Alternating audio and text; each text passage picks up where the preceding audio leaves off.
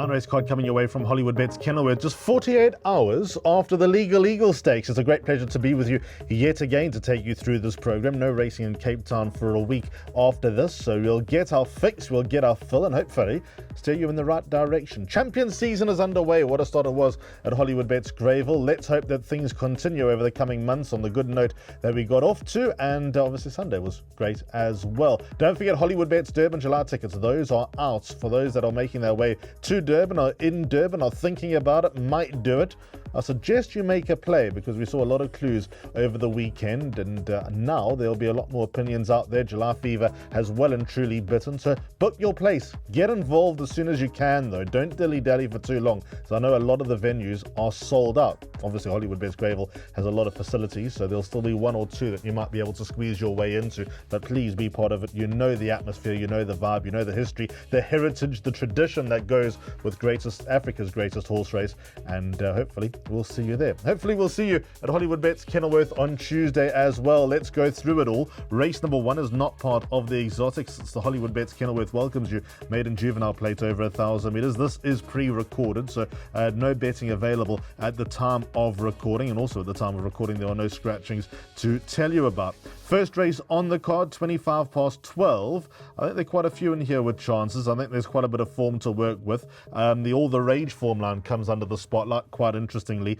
and Gold Gabowski, number 5 on the card, ran a lovely race on debut. The son of Gold Standard wasn't too far off them, sat midfield, finished off the race nicely. Craig Zaki is back on board for Justin Snaith. But the horse that made the most appeal first time out was number 2, 3 Tigers. Took on winners and stayed on strongly to finish a length behind Gimme a Thrill. The start of the race was ordinary for number 2, 3 Tigers. Came out softly, dropped in from an outsiderish draw, made his way towards the inside and really finished off, sliced his way between horses late. That rerun that we've just seen would have told you everything that you need to know, and hit the line with so much in hand. That's how you want a debutant to hit the line.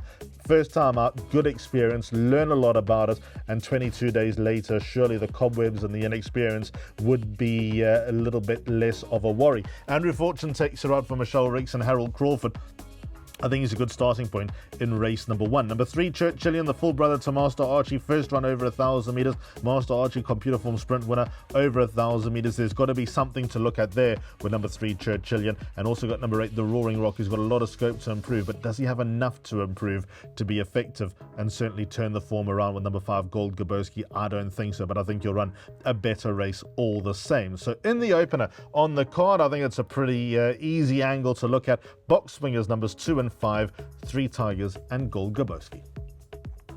Race number 2 begins the place accumulator. This gets underway at 1 o'clock. Cape Turf Club Syndicates Open, maiden over 1,400 meters. Don't forget to renew your place as far as syndication, memberships, etc. all concerned. We're coming to the end of the season, so there'll be a lot of moving parts for punters and racegoers and owners to have a look at. Now, as far as race number 2 is concerned, let's have a look at the rerun of Father Christmas, who arrived on the 14th of April and ran a nice race behind Gold Dust, who I'm going to make a big song and dance about a little bit later on in this preview. Now, Father Christmas made his debut a while ago at Hollywoodbets Durbanville. He's just not got the profile, the build, or probably nothing that will suggest Hollywoodbets Durbanville 1,250 meters. Absolute no-go. Lovely horse, showed the good improvement from run 1 to run 2. JP van der Merwe takes the ride. The draw's obviously not ideal, but I think he'll be more at home with the experience under the belt. I think he's going to run a better race. I think if he doesn't win, he'll go close. It's not a race that I'm overly excited about,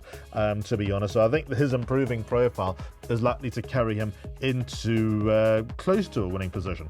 I'm not convinced that he is the absolute one to beat, but I think he'll be in the top 3 at worst.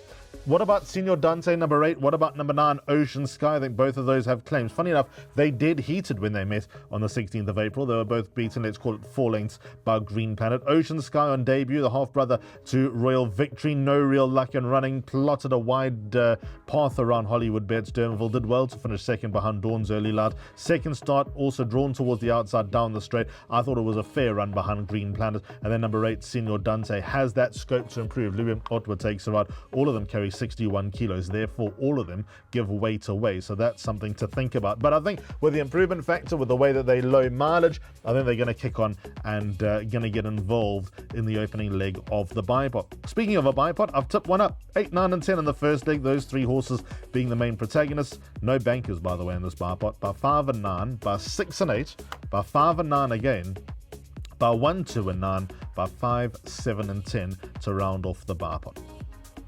Let's go into race number 3, start of the place accumulator, 25-2, Normandy Stud Syndicate maiden plate for fillies and mares over 1400 metres. They're, of course, affiliated with Cape Racing as one of the many syndicates out and about. And in the third race on the card, again, there are a few horses here that we've been burnt with in the past, so you might want to tread a little bit warily. I think we could be looking at a reasonable result when it comes to the exotics. You might be knocking out a few because we've got the likes of Wild Applause, who's been a beaten favourite in the past, and down the page we've got Ocotillo, who's been a beaten favourite as well. So I think the race lends itself to a race that you might not be overly confident about. So I'm going to go with number 5, Future Prospect, as the one that they all need to beat. Corne Alpha takes a ride for Andre Nel.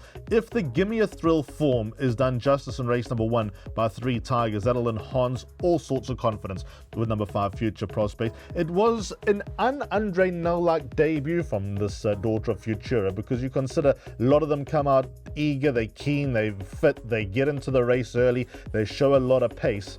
Future Prospect did things backwards, and being by Futura out of the Jetmaster mare, the Morrigan, step up in distance in the way that she ran should be right up her alley. I expect her to be wiser, better, and also probably travel a little bit easier. If you have a look at the comments, slow, awkwardly placed, and had to ease, so she's got to be a lot better and got to be some good value to go forward with number 5, Future Prospect. And also, if you consider she did the final 423.8, she was running on strongly, and considering the hard luck stories, I think that all puts the pieces of the puzzle together for number 5, Future Prospect being the one that they all need to beat.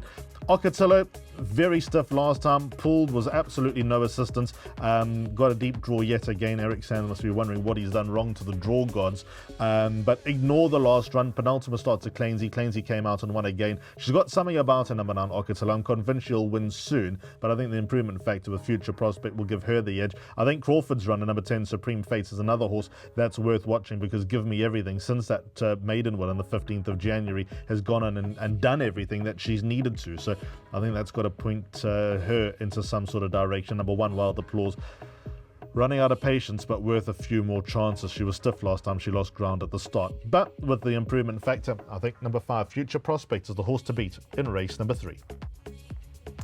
Pick 6 starts on the 4th race. Yep, we're having another spin at a pick 6. Why not? We won on the credit there. Cape Racing C Stakes over 1600 metres. I quite like the look of the race. I quite like the look of the pick 6, except for 2 races, but no, we've kicked for touch. But as far as the pick 6 is concerned, we do have a banker a little bit later on, which I will get to you when we get there. Patience is a virtue. And 3, 5, and 6 are my numbers in the first leg, but we'll get through that slide in just a moment. Let's have a look at Land of the Rising Sun, though.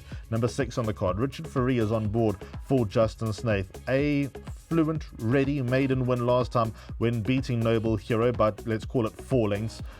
Did everything that he had to, and on that occasion never looked in doubt. He's always been held in some high regard by Team Snaith, has landed the Rising Sun, and I think now with that breakthrough, a little bit of confidence, he can go forward and be okay. Second horse, Noble Hero, has come out and won, and I think let's also call a spade a spade. He was carded to run a week ago at Hollywoodbets Kenilworth. He was taken out, had a horrible draw, and this race obviously popped up and is probably a more winnable race for number 6, Land of the Rising Sun. If he's developed at all, if the confidence has grown, and if he franks that form that he showed to Green Garnet, and Green Garnet's gone on and done some very good things since the 14th of December, the number 6, Land of the Rising Sun, has every opportunity of going back to back despite the heavy weight of 64 kilos. If the weight catches up to him, my ideas of dangers include 3, 5, and 8, those being Red Dawn. Red Dawn, I think, ignored the last run, wasn't himself. Maybe the handicap has got to the Son of Horizon. Won't be easy for him either with 64 kilograms, but I like how he's breaking through this way, trained by Candice Bass-Robinson. Here's a horse that's been on my radar for a while. Number 5, Sail to the Moon. Ran into all sorts of trouble last time. Was in front and had to ease at the 200. When have you seen that before? Rating didn't drop, but Muzi Yenny now takes her out at number 5, Sail to the Moon. This version, the 3-year-old version of Sail Sail to the Moon would win a race like this. So put him into your play, and then number 8, 2 a penny. Might need the run, but Craig Zaki on board for Adam Marcus, the old firm back together, consistent filly, and it's hard to draw a line through her. If you were looking for one other, number 7, Dalmeny Factor, I'm a fan of his. Andrew Fortune's back on board. He once beat Land of the Rising Sun, but I think Land of the Rising Sun's gone that way, and Dalmeny Factor's gone that way, so that's how I read that. I think the other Sands horse has got a better chance, number 5, Sail to the Moon, but we shall see. So here's the pick 6, 3, 5, 6 and 8, by 5 and 9, by field, how those races, by Banker 5, that of course being Let It Be Said, by 5, 13, 14 and 15 in the final leg. Race number 5, Race Cape Power by Hollywoodbets, class 3 over 1600 metres, starts jackpot 1, 2:45 is when they get underway. Now there's a horse that excites me here. In fact, there are 2 horses that really excite me here going forward, and the fact that they're 3-year-olds, they've stayed at home, they're going to develop, they're going to kick on, and I think in 6 months' time, it's not beyond the realms of possibility that they're competing in some fairly nice races. Those are Gold Dust and Major Master, but the horse that I'm going to refer to now is Gold Dust. Let's go back to the middle of April, 14th of April, when he won. He beat Konnichiwa. He was taken off to the front. He never looked in doubt. From there, there's no evidence of the form line and how it's going to go, certainly not at the time of recording. But his penultimate start, he ran a length and a quarter behind 006. 006 won here a week ago. He made that win over 1800 metres look impressive, made it look easy. And I think that Gold Dust has just been waiting for the right time to come to hand. It was also his first run in a tongue tie, and he comes in here with 52 kilograms, and who better in the country than Muzi Yeni with 52 kilograms to take the ride. He's on board here for Eric Sands. I think if in the same mood, and it won't be as easy for him to get to the front, he won't get that soft lead, but I think that if he's in the same mood as he was last time, he will be difficult to turn over. If there is a danger, could come in the form of number 9, Major Master. Smacks of a prep run last time, 1200 metres back from a 3-month break. First run as a gelding. Don't know if he's quite got the game to win over 1200 metres. Maybe fitness was against him, but the step up to a mile, now after a gelding, a lot of the pieces are going to fit together for number 9, Major Master, and he's got to be very much alive. I think he'll be more at home this time around. He's a beautiful son of Master of My Fate, and I know that the yard think that there's a racehorse there, and I think that he'll start showing that sooner rather than later. He's got form to Zeitz. Garrick's has got form to Zeitz, just saying, and I think that plugs number 9, Major Master, in with a shout here as well. So short and simple, race 5, box swingers, 5 and 9, the 3-year-olds. We see 3-year-olds winning left, right and centre against older horses, Gold Dust and Major Master.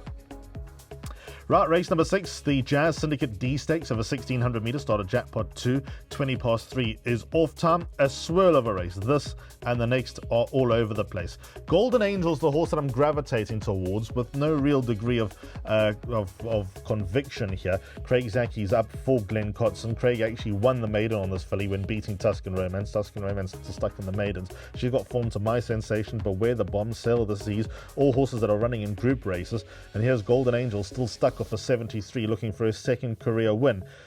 I think it's close. I think that she's just about going to get the job done. Her last start behind Clainsey in that big field was meritorious, where she stuck around, beaten a length and a half behind a horse that's improving all the while. Blinkers for me, they haven't really made much of a difference. They haven't taken her backwards either. If she gets luck and running from the deepest draw, 9 out of 9, she could be in the right place to strike now, especially with the conditions of the race and fillies coming in here well weighted. In fact, she is the best weighted column held by the tune of 4 points. We have a situation, been on a winning streak, figured her out, the daughter of Master of My Fate, Grant Fanico, won her at her penultimate start. Andrew Fortune did exactly the same next time from a deep draw, got over, bang in the race, right there, and powered away to beat Beer with the Boys, who she reopposes. Beer with the Boys is obviously weighted to turn that form around. She's got a length and a quarter to turn around for 2.5 kilograms, so that's got to put number 1, Beer with the Boys, into the picture, especially out of draw 1. But 64 kilos, not a fan. I know that it's all relative. This is not a true handicap, but I know that it's all relative. But number 1, Beer with the Boys, is going to be hard to carry that weight around, but he is improving. He's maintaining his form, and he's a typical Silvano in that I still think he's got better days to come. Another horse I'm not going to run away from is number 7, Gold Index. A lot of horses in with chances in race number 6. Likewise, race 7. We'll get to that in a moment. So I think it's a quartet race, sets it up. Double float, 1 and 9, Beer with the Boys and Golden Angel by the field. Race number 7 is Follow Cape Racing on social media, Class 5 for fillies and mares over 1400 meters. Don't forget to like and subscribe, make your comments, add your pick 6 numbers. Might as well tell us what your pick 6 player is going to be. Let's maybe do a little syndicate pick 6, put it all together and see if we can catch it. My pick 6, of course, a little bit earlier on, but there's absolutely nothing stopping you from giving your opinion, making your play, giving your vote of confidence to various horses. Maybe even a little bit of help in race number 7 won't go unnoticed because of the wide open nature of the race. You know that you're in a spot or bother when Fly to Rio is your key horse in the race. I think she's got a good winning chance here. 61 starts. What an evergreen mare she is, for 5 wins and heaps of places. Craig Zaki's back on board for Greg Enyon. Her last start was her best run in a while when beaten by 5 1/4 lengths by Escrio, who obviously she gave some weight to. I think third run after a break, she does come into own on the softer track, although there's no rain forecast and the track should be on the good side. She's going to come to hand now. She probably hasn't got too many runs to come, this daughter of Pomodoro, but Greg Enyon's done a wonderful job with her, and I think what's key is that Craig Zaki sticks with her.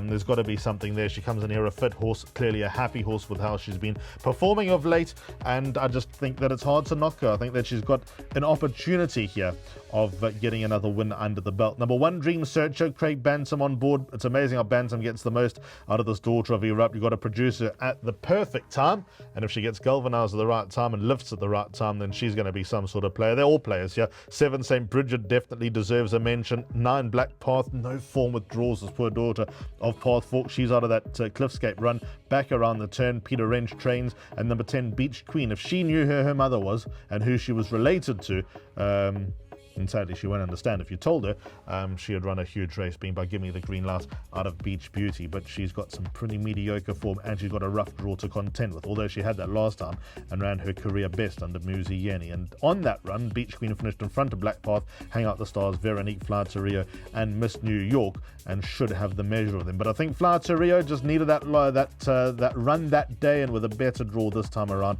she's worth an each way suggestion, and only an each way suggestion in the 7th.